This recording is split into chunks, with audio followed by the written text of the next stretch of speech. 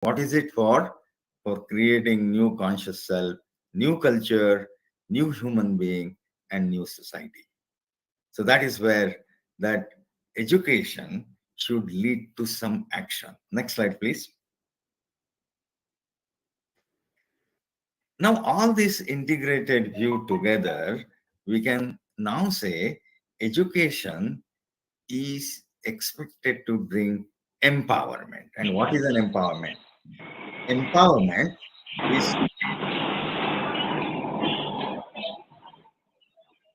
empowerment is to enable students realize their social goals.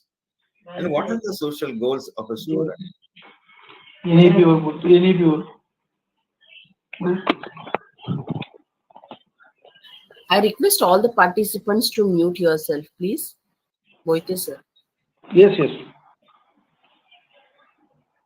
Okay, the empowerment means the student looks for security, he looks for respect, he looks for acceptance in the society. He wants to belong to that society which is growing and prospering. And he also needs to have a purpose. So these are the 5 elements which the education should give to a student. And that is what is called an empowerment. So all this, like Karmaveer, Bhaurao, Patil, or Socrates, or Herbert Spencer, what they mean is this: that education is not only filling a pot, it's not some information here and there, but with that education, students should be empowered to realize their social goals. Next slide. And now, if you take this as the basis of education, then you try to understand it in the context of the situation today. Okay, next slide. Now, let's go quickly. Now, there are some questions which I often show that whether our current education system makes our students employable. It needs a purpose, it needs respectability, and that comes through employability. Does it provide them the skills to enter the job market? Does it provide them 21st century skills? I will specifically mention this towards the end of this presentation. And every now and then, we keep reading these challenges of employability. There is acute shortage of skilled workforce in the country. That means we are not generating skilled workforce. So our education, which is devoid of skills so far, does not create students that are employable. Next one, quickly. And because of this issue, you have seen in last 15, 20 years, many and many students are going abroad for higher education. And you know the kind of cost that this country uh, has for this? Now, this is a report in Economic Times which says that by 2024, Indian students would be spending 75 to 85 billion dollars annually on higher education. And 75 billion dollars amounts to something like 6 lakh crores. That's the kind of money every year this poor country and the poor parents spend abroad. The reason is they want quality education for our students. Ask the question, then why not we have that quality education right in the country with all those skill components and all that, so that this 6 lakh crores stay within the country. Next, please. Another interesting thing is what we teach in the colleges. I'm covering all sorts of colleges. If you start looking at the top career tracks, where there are jobs and employment, then these tables are available on the internet. For example, in 2018, just before the pandemic, whatever the top career tracks: animation, fashion design, filmmaking, IT, cloud data science, networking, information security, beauty modeling, cosmetology, fitness, dietitian, nutritionist, foreign languages, entrepreneurship, and including social sciences and humanities. Now, if you look at this data of the top career tracks, then you can ask the question, Which of these professions are we preparing our students? Are we training them in any of these professions which are likely to bring them in the job market? The answer is no. Next slide. And this is a general slide which I always put uh, for the students and the teachers. You can see the graph for India. In India, the working age population is about 16-year-old, is growing. We always hear that phrase 65% of the country is less than 35 years. And this is what is the working age population, which can bring economic dividends. This has been shown by China. You can see that curve for China. But in 2010, China's working age population was highest, and China made those economic strides. India is expected to have, this is called the period of demographic dividend, is going to have till about 2057. So there are about 30 more years, 35 more years. And if at all we want to do economic progress, then we should do it in this particular zone. Just click on the next slide and then you'll get some data there. Uh, However, you can see as the working age population is increasing, the youth unemployment rates are also increasing. So in 2020, the youth unemployment rate was about 24%. So we have young hands. However, those hands do not have jobs. Why do they not have jobs? Because they do not have skills. And who is supposed to provide the skills? The education system is supposed to provide. And therefore, many people say that if the education continues to be in the same manner as it is, that demographic dividend is going to be an elusive. Next slide, please. Now you can ask the question, how do you change this situation? And that's obvious question we should be asking. And just click next.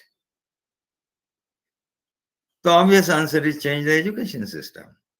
And this is exactly is contained in the National Education Policy 2020.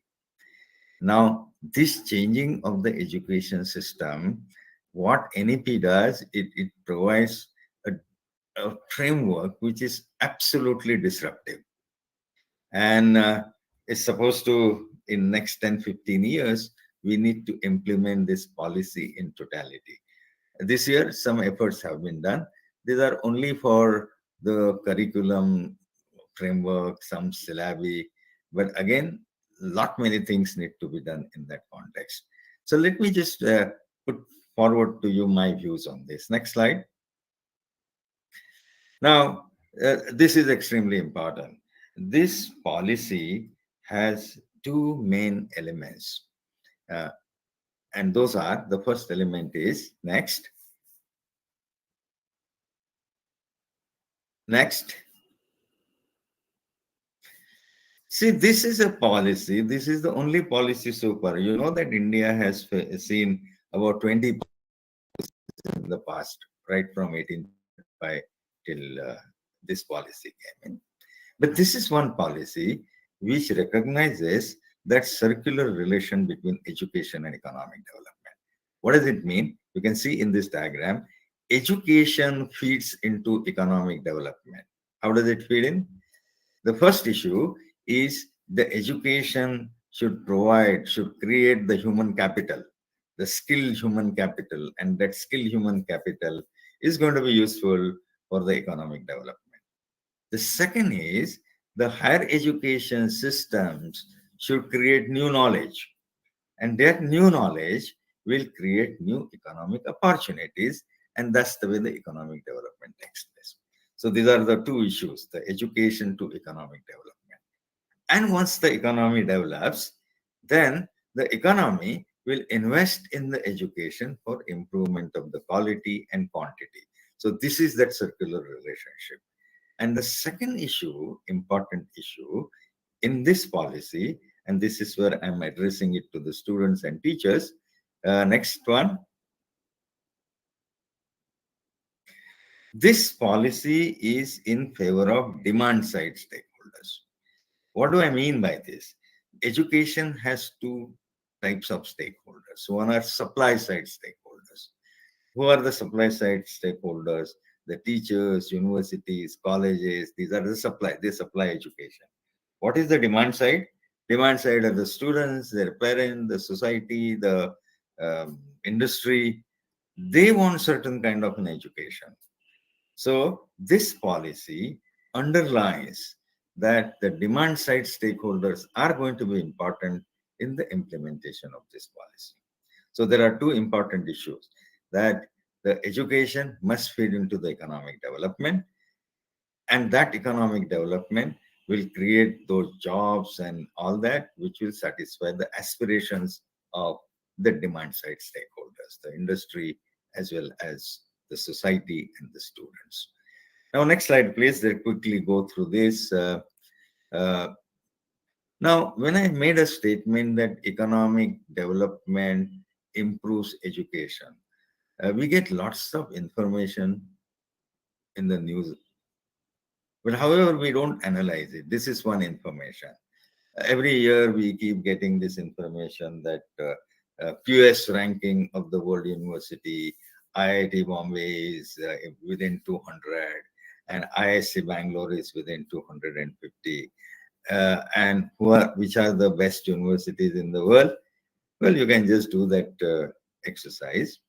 Take any country, find out what is the good ranking that it has got, and also note down what is the GDP per capita and the maximum QS ranking versus GDP per capita. You plot, you get a very nice curve like this. What it means is that if your country's GDP per capita is less, then the ranking of your universities is going to be 300, 400, 500, 600.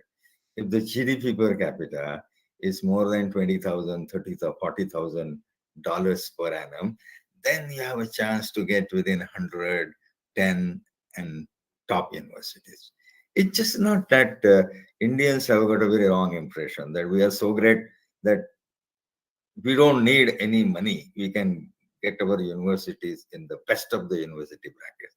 It's not possible. It is closely linked with the economics of that country.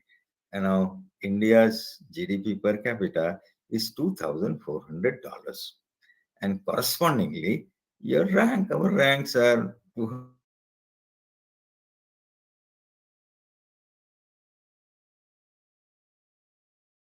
300. What we give now here is that the education sector should improve in such a manner that it should contribute to the economy, and in turn, that economy will help the education system to grow. Next, please. Next, please.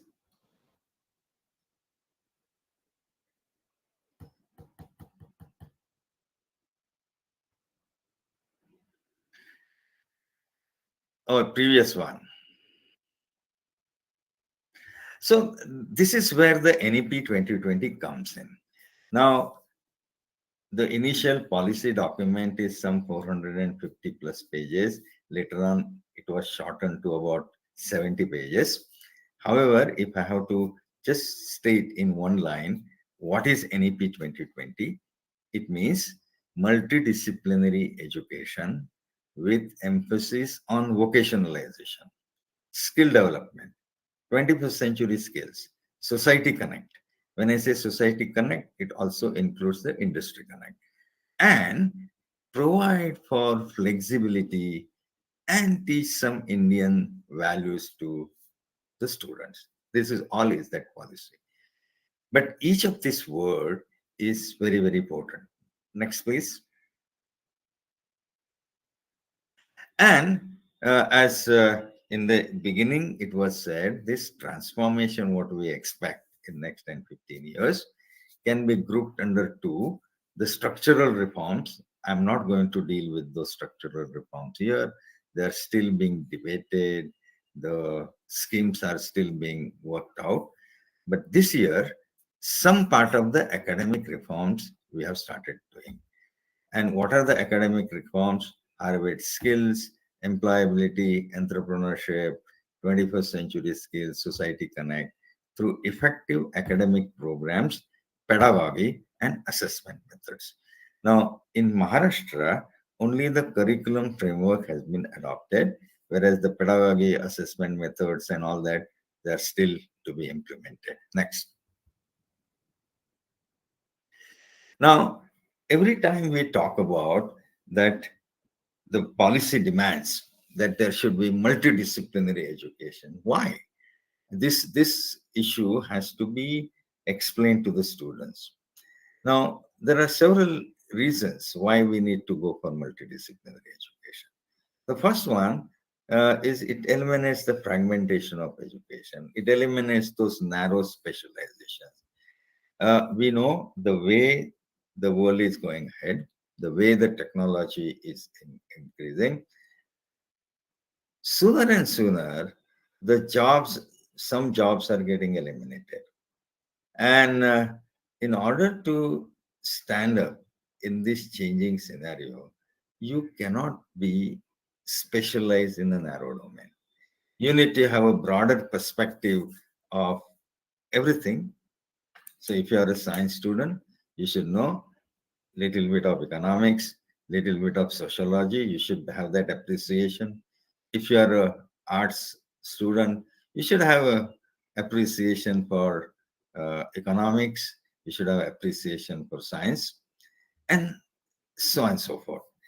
Uh, Also, there are many issues which are common to everybody. Now, suppose, for example, uh, suppose we some government decides that we should have a chemical plant established somewhere.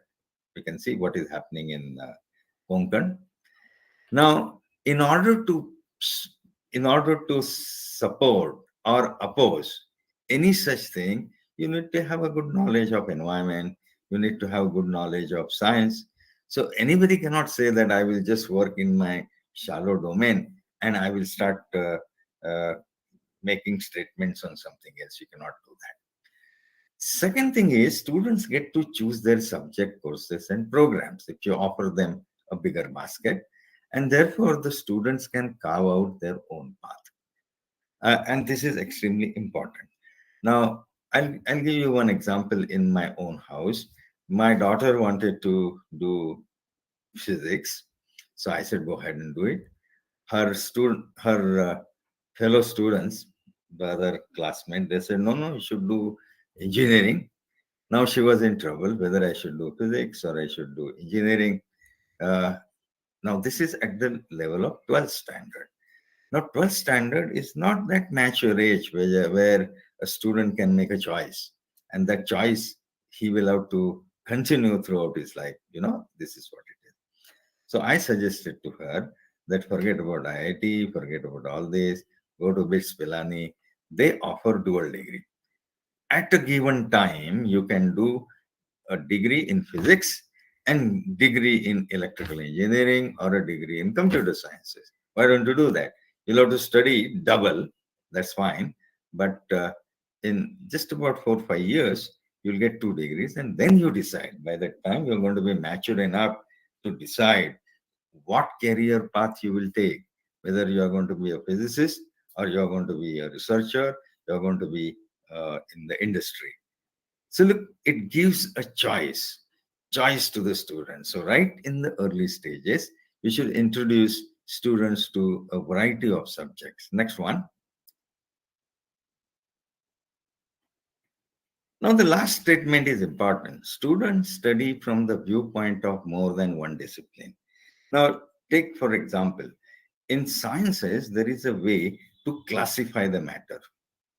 In economics, there is a way to classify economics. In sociology, there is a way to classify things.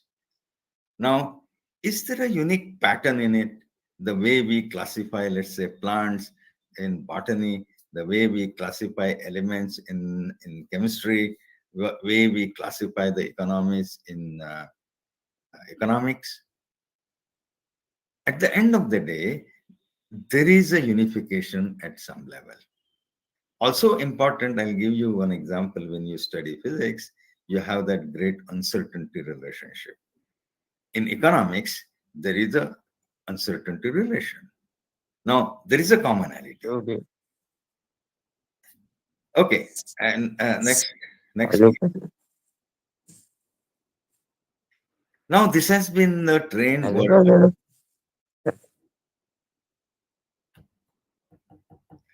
See, if I hear anything from the audience, I have a habit of keeping quiet because at a time, only one person can speak. Now, this is a trend worldwide. Just take example of Caltech. Their total credits are 496, out of which 108 credits go for non-core subject. This is where they learn sociology, economics, languages, and so on and so forth. MIT, 26% credits are for non-core. So you may join for engineering in MIT, but then 26% credits you'll have to take from the other disciplines. Next, please. Well, this is known to you that you have now the 3 and 4 year undergraduate program and with a multiple entry and exit. Next, please. Now, there is one good thing that has happened is that we have now the national credit framework. I will not go into the details, just flash some slides. Next slide, please. This is roughly the structure. You have the academic year consisting of 2 semesters. One semester is 90 working days. And also the NEP proposes an 8-week summer semester, which can be used for many things. Next slide. Now, NEP says that the classroom teaching learning is not the end of the day. You will have to add now the experiential learning. The students should learn while doing something. And depending on that, there are credits which are assigned. Now, if a course is taught in the class, it's a theory course, it is 15 hours contact is 1 credit, practicals is 30. Now you can see the workshop based activities, Ini awalnya aku. hands-on activities, uh, 30 hours is 1 credit. You can choose to complete a course by giving seminars or group discussion. The 15 hours is 1 credit. Internship, field-based activities, and then you can see on an average, for a student, the national working hours are 1200 years per year. And that is very easy to understand. The credits are 15, 30, 45. So average credit turns out to be 30. And there are 40 credits to be taken in a year. So 40 into 30 is 1200 hours. So that's the minimum time that the student will be engaged in the teaching and learning. Next slide, please.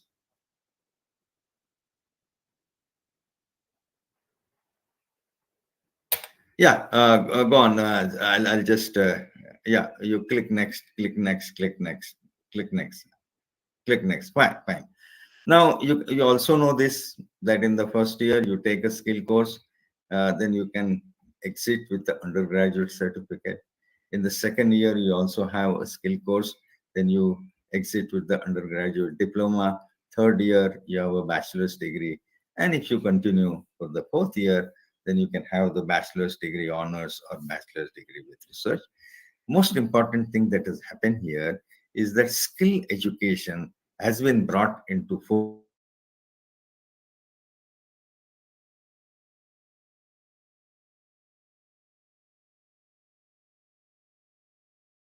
Now, skill education is next slide.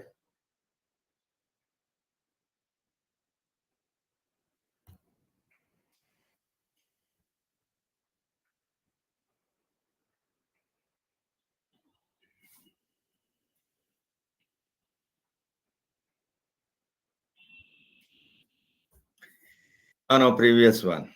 Okay, okay, whatever comes. Now, I'll give you some representative idea. How does 4 year courses or 3 or 4 year courses have to be organized? this is one example that a student enters into the first year.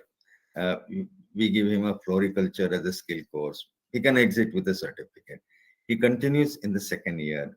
In the second year, we give the landscaping as a skill course. The student can exit with a diploma. Now he has got two skills with him. The student can continue, and you can see the subjects that the student has taken is botany major, environment minor. Uh, they fit with, they are quite consistent with the skill courses that he has taken in the first and second year. Now he can exit with a degree.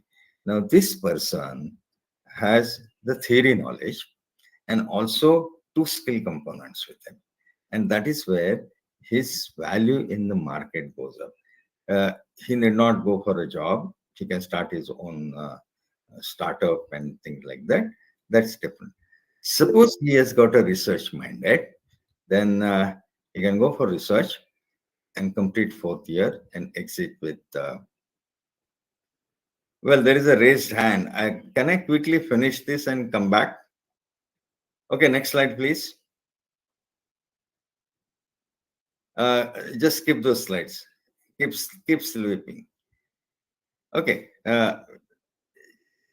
See, this is a difficulty that one gets, that someone else is operating and someone else is keeping. Now you see the courses. I want to emphasize, apart from major and minor, you have open electives. These are the multidisciplinary courses. These are the courses you'll have to take from other disciplines. So if you're a science student, suppose you have taken physics major, chemistry minor, then you pick up these open electives from art disciplines or commerce discipline or something like that. Then there are skill enhancement courses. There are ability enhancement courses. I will have comment on some of them. English, one modern Indian language, understanding in India, Indian knowledge system.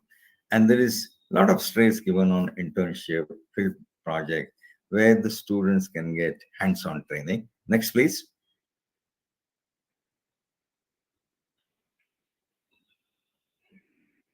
And then there are co-curricular activities and research project. This is for the fourth year.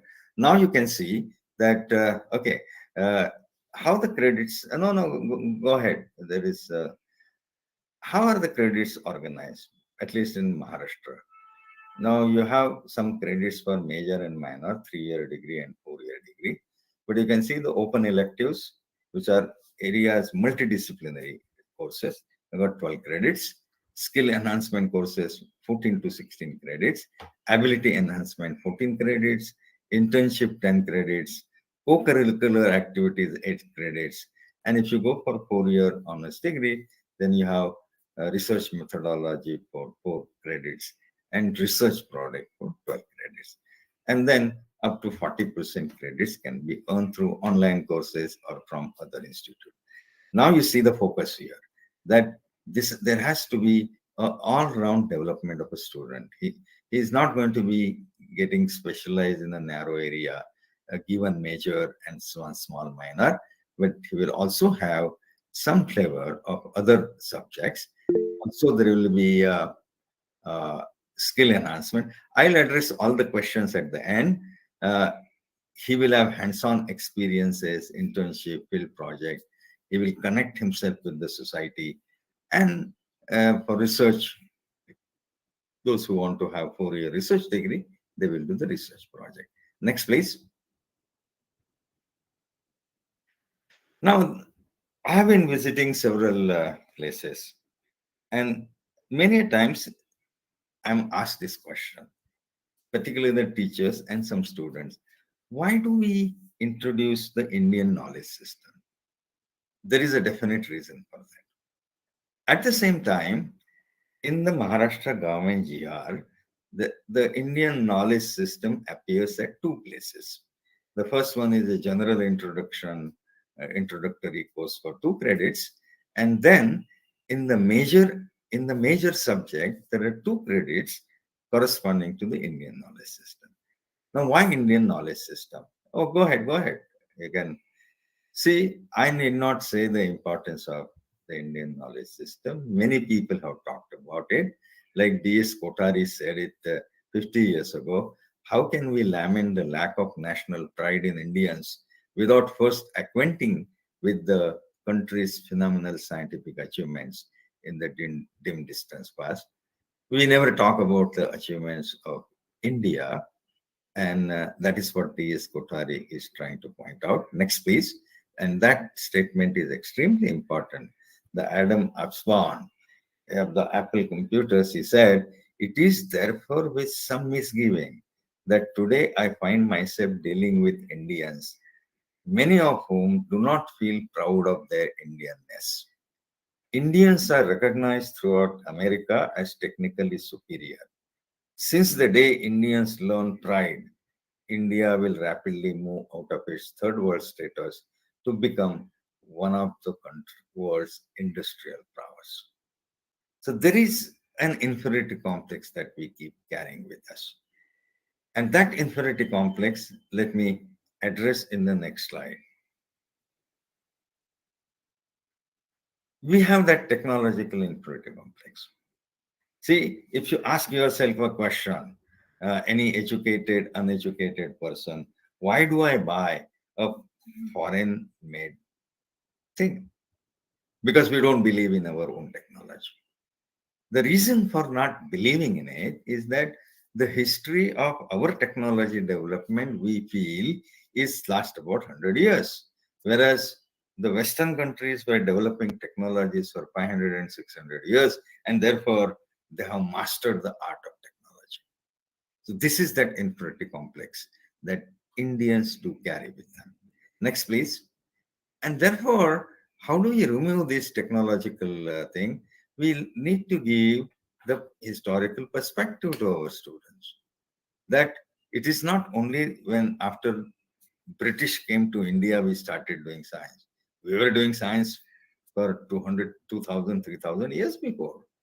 And there have been very, very pioneering scientific technological contribution from the country.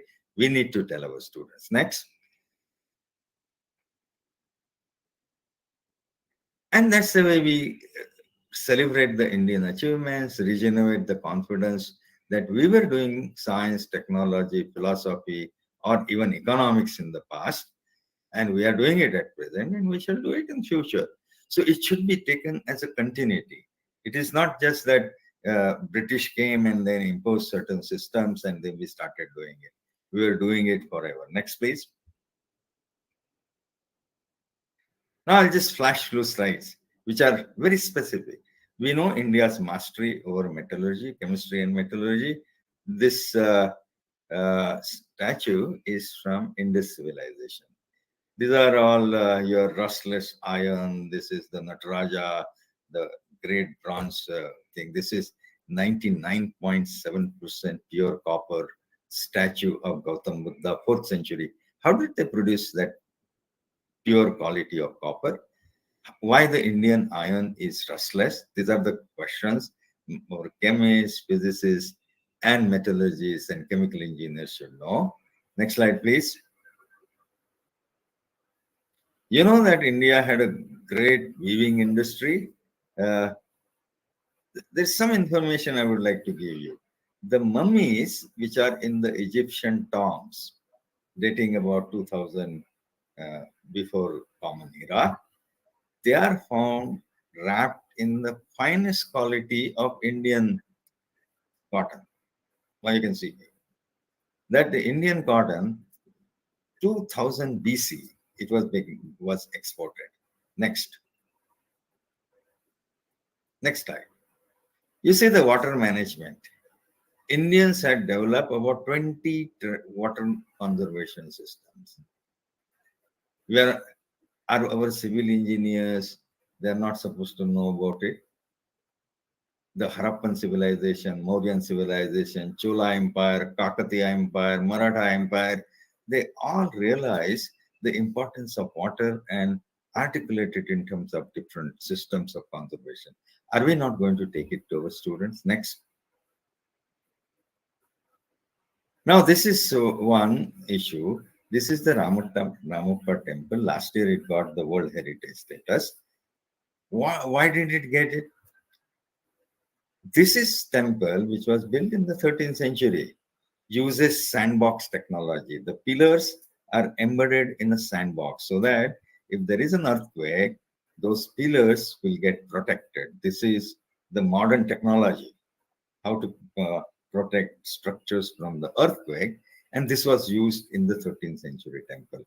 And the top of this temple is made up of bricks which have got the density of about zero point 0.9. Normal bricks have a density of 2.2. This is zero point 0.9, therefore it floats on water. Now, such lightweight bricks, they reduce the load on the structure, and therefore, in spite of a intense earthquake, the structure will remain protected. Now, these ideas were developed in the 13th century. Are we not supposed to tell our students? Next. Now, there is one more thing that we should also teach our students, and that I will cover in the, also put it in the Indian traditional knowledge. Now, you can see here, how much was India contributing to the world GDP? If you ask this question, on the y-axis, do I stop? There's so many emojis, so many things here. Uh, on the y-axis, you see percentage of world GDP that India was contributing. In the year one, India's contribution to world GDP was 33%. And up to the Battle of Plassey, it stayed around 25 to 30%. So we were contributing that much to the world GDP. We were a rich country. Are we not supposed to tell our students of economics this? And you can see that plot after India was colonized, it came under the British rule. Our percentage to the world GDP fell drastically. Are we not supposed to tell our students what mistakes we did? Next slide, please. Just skip it. Skip. I will not go into this. Skip. Skip. Next. Next. Next. Now, I will hold one important issue. NEP says that the education should be outcome based. We still have not given a thought to this in Maharashtra, but let me open up this question. Next slide, please. What are the outcomes expected out of a graduate? And these are called learning outcome descriptors. Now, quickly go one by one. Critical thinking, complex problem solving, creativity, communication skill. Go ahead. Analytical reasoning, leadership readiness, learning how to learn skills, multicultural competence, value inculcation. Next. Go ahead. Autonomy, responsibility, accountability, environmental awareness, community engagement and services, and empathy. So a graduate, he knows, is specialized in some subjects, the major or minor. At the same time, he must have this 21st century skills. And that's the role, that is where the colleges and universities will have to work. Now, just put the next there. The most important one are these two, the critical thinking and complex problem solving. And this has to be emphasized. The policy keeps making statements. This critical thinking word has come in the policy maximum number of times. It makes statements that the curriculum content should be reduced to make way for critical thinking. So you reduce the syllabus. There is no point in teaching everything. If you teach a student how to do critical thinking, then with a little information, he himself will learn. He will learn how to learn.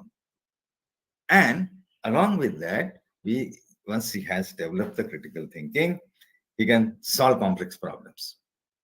This complex problems means complex real life problems, not the problems which are given in a textbook or anything, not theoretical problems, real life problems. And this is what is required. Much of the emphasis of the policy is on two issues. I'll just take 2-3 minutes to sensitize you on this. Next one. What is critical thinking? Now, this word, when I go to universities and colleges, people say, what is critical thinking? I brought this definition here. Critical thinking is the ability to assess a situation and consider or understand various perspectives and make a reasonable decision, all while acknowledging, extracting, and deciphering facts, options, and assumptions. So, critical thinking goes beyond. Next, please. Is more than acquiring knowledge. Its role is to solve a problem or come to a decision. Next. Now, why this is important and why the Western societies have put so much of stress on critical thinking. And therefore, I have brought this small information. There is a difference between critical thinking and intelligence. With intelligence, you can get good grades, but intelligence does not predict outcomes of other life achievements, such as your professional growth, well being, satisfaction. All these are related to the critical thinking. Intelligence is genetic, whereas critical thinking can be developed by practice, and that's extremely important. Next, please. And today, you know that the employers look for strong critical thinking abilities in the employees. They want the employees who have that critical thinking abilities. And recently, the foreign universities have also started taking this critical ability test for the prospective students for admission. Next. And this is related to what is called, what was even discussed in education and forgotten in India, is the Bloom's taxonomy. Now, how the higher order cognitive skills are developed. The lowest one is remember. You given an information, you remember something. The next level is you understand. Next level is you can apply that information. The very next level is you can analyze a situation. Then you can evaluate and finally you create. So that's the hierarchy of cognitive skills. What has happened in India so far is that we have been restricting ourselves to only remember. And then students write those answers in the answer sheet. Some places we give some understanding and apply, analyze, evaluate, which are the higher cognitive skills which are important for critical thinking are absent. And this is what is to be brought in. Next one. I'll just give you one small example. Now, this is an example for a test carried out for primary students. Now, if you give this problem to our college students, many of them fail. The reason is they are intelligent, but we have not told them, we have not taught them how to do critical thinking. Now, the question is, suppose you know Jane is standing near Betsy. Then would this be true that Betsy is standing near Jane? This is for primary students. A answer is yes, B is no, C is maybe. You can try it out. Next slide. Press next. Next. Okay, keep the slide. Now you see, critical thinking also needs an ability to reflect and extend. Given an information, the person can reflect on it and extend that information. There are several tests on this. Now, this is one test, which gives some text like alarming phenomena is threatening bee colonies all over the world. This phenomena is called bee colony disorder. Colony collapse occurs when bees abandon the beehives. Separated from the hives, the bees die. So colony disorder has caused deaths of tens of billions of bees. Next piece of information is colony collapse has effect beyond bees. People who study birds have observed this impact. Sunflower is food for bees and some types of birds. Bees feed on the nectar of the sunflower, while birds feed on seeds. Given this relationship, why might the disappearance of bees result in the decline of population of other birds? Now you see, there are two pieces of information given. That information has to be combined Student has to reflect and extend it to get this idea why the appearance of bees result in the decline of population of the earth. This involves critical thinking. And this critical thinking has to come in our students, as the NEP says. And if the critical thinking, if we can teach, there is no point in teaching a student, he will learn himself. Next. Just skip this all, and now take this.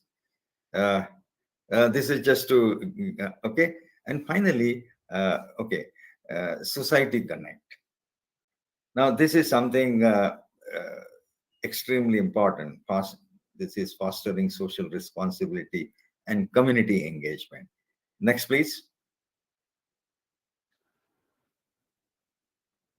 The social responsibility is the way the university or a college makes a difference to the social and economic well-being of communities through education, research, and public events and activities.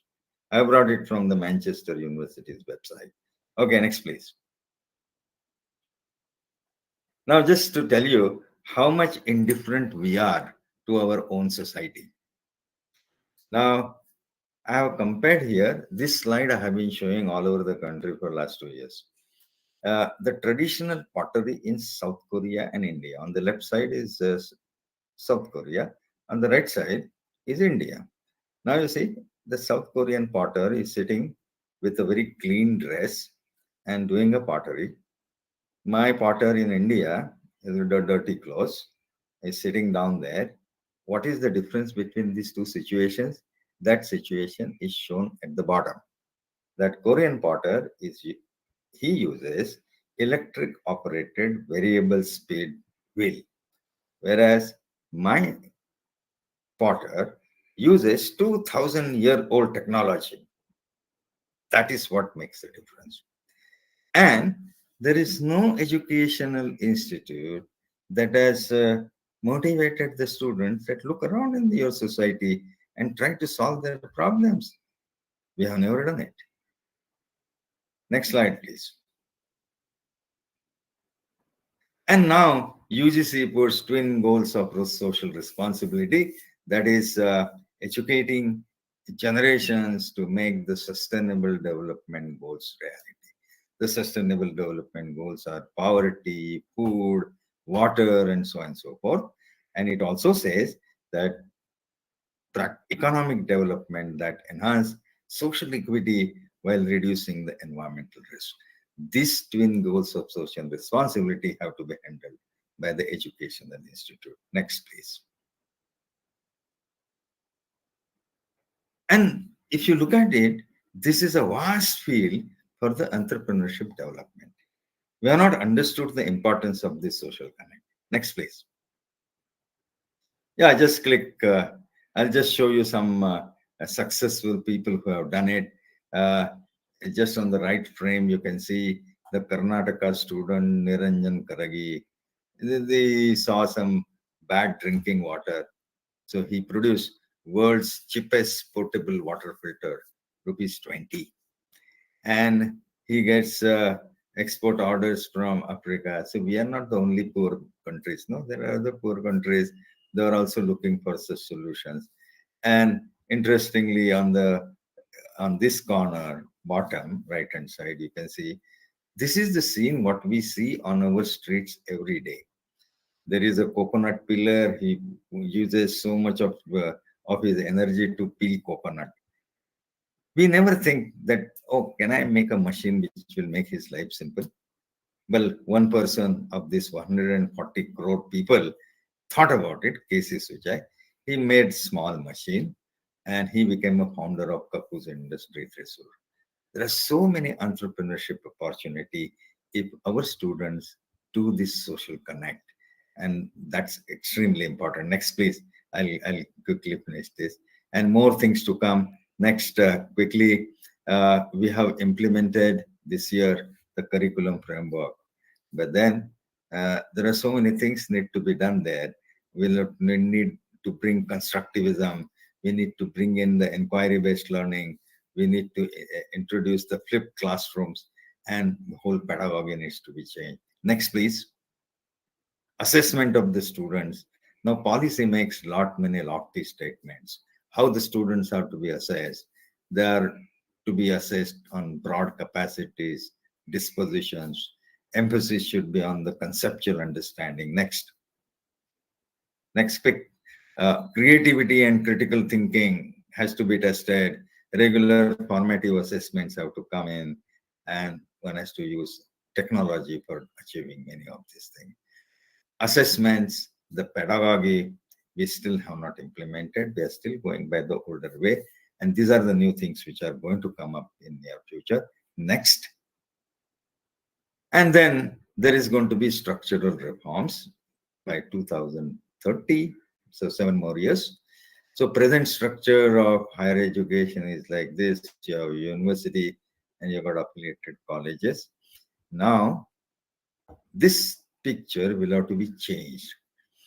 There are few colleges can come together, form a cluster, and they form their own university.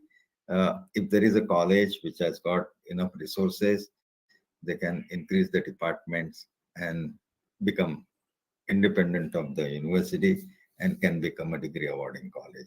These reforms are likely to start from next year. Next, please. And so finally, I'll conclude. NEP 2020 is a disruptive transformation of Indian education system. The policy's aim is to empower students.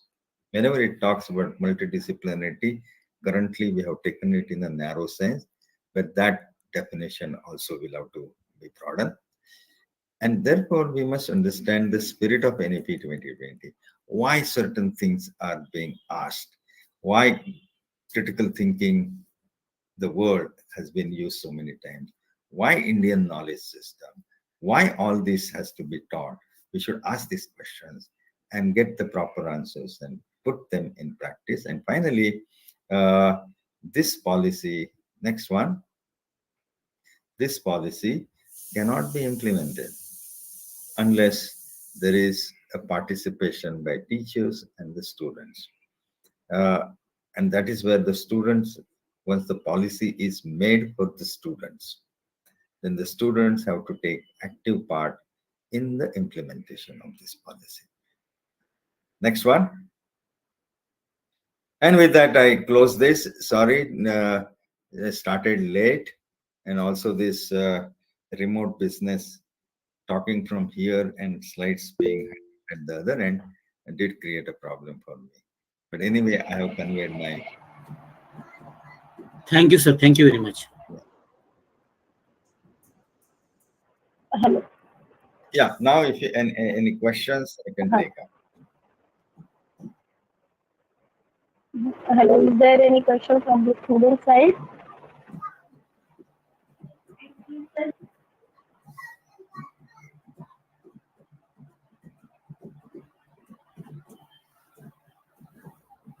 Yes. I think, Asha madam, there are no questions because sir has mentioned and elaborated everything in a simple language. So student might have understood each and everything what sir has said. So we can finally conclude the today's session. Okay. I now request Dr. Goyal Harsha to propose the vote of thanks, who is the Dean of Commerce at our college. Harsha madam, please. Thank you, ma'am. Respected dignitaries today present over here, respected principals, vice principals of our college, Dr. Rajeshri Gorpadi madam, who is the convener, CD Bhosle sir, present over here, started the session. I would really request that all the participants that we are really very much grateful to listen today from respected Jagtap sir. It's our pleasure to have you today. Sir, you have indebted us to think about the NEP not only from the part of view that what we are going to get, but why it has been implemented and why it is necessary, how it is going to change the whole structure of graduation. So, sir, on behalf of Raj Shikshan Sanstha's Karmaveer Bhaurao Patil College Vashi, myself and my whole team, we all are very much thankful to you, sir. And I would like to take one more name today. Very much thankful to Vineet Kala sir. Only because of him, we are able to connect with the PowerPoint presentations also. So thank you so much for being actively participation into the webinar. Thank you very much. Thank you, sir, for being Okay. with us. Thank you very much. Thank you, sir. Thank you very much. Thank you. Thank you very much, sir.